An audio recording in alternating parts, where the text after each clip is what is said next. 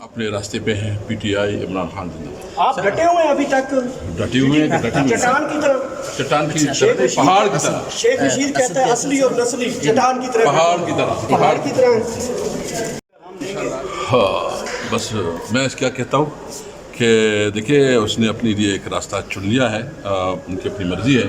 हमारा चूँकि अपना ताल्लुक़ रहा है, मैं इतना कहता हूँ कि वो उसने अपना सियासी रास्ता चुन लिया है। हम अपने ATC मर्दान से भी मतलब एडजॉइन हो गया है, तो अभी जाएंगे Peshawar high court proper bail के लिए। ये एंटी करप्शन का जो हमारे खिलाफ पर्चा हुआ था उसके से हमने ट्रांजिट बेल ले ली। सर कैसे तक आपको कोई पैगाम देंगे?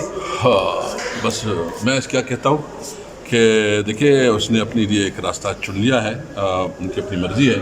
हमारा चूँकि अपना ताल्लुक़ रहा है, मैं इतना कहता हूँ कि वो उसने अपना सियासी रास्ता चुन लिया है। हम अपने रास्ते पे हैं। पीटीआई इमरान खान जिंदाबाद। आप डटे हुए हैं अभी तक? डटे हुए हैं कि डटे हुए हैं? चट्टान की तरह, चट्टान की तरह, पहाड़ की तरह, शेख रशीद कहता है असली और नस्ली चट्टान की तरह, पहाड़ की तरह, पहाड़ की तरह।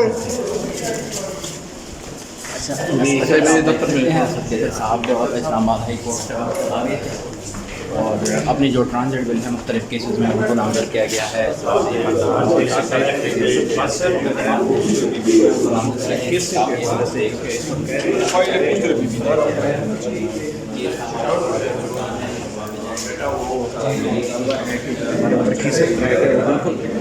झूठ की बुनियाद के ऊपर बनाया गया, जिसकी वजह से यहाँ आना पड़ता है। उनका कहना है कि परवेज़ खटक जो है वो परवेज़ खटक अपना एक सियासी फैसला है। बेशक उनकी खिदमत जो है PTI के लिए बहुत है, लेकिन वो उनका अपना ज़ाती फैसला है उस हसद के हवाले से। और उनका ये भी कहना है कि जो परवेज़ खटक है वो कुछ दोस्तों के साथ जो है वो नई पार्टी में शमूलियत इख्तियार कर रहे हैं या नई पार्टी बना रहे हैं, तो वो तो अभी तक वाज़ेह नहीं हो सका। लेकिन उनका ये भी कहना है कि परवेज़ खटक जी जो है वो अपना सियासी कैरियर जो है उनके हाथ में है, जिस तरह वो मर्ज़ी करें। और इनके साथ उनका कहना है कि मैं बिल्कुल इमरान खान के साथ चट्टान की तरह खड़ा हूँ, पत्थर की तरह खड़ा हूँ, दीवार की तरह खड़ा हूँ और हर हाल में इमरान खान के साथ खड़ा हूँ।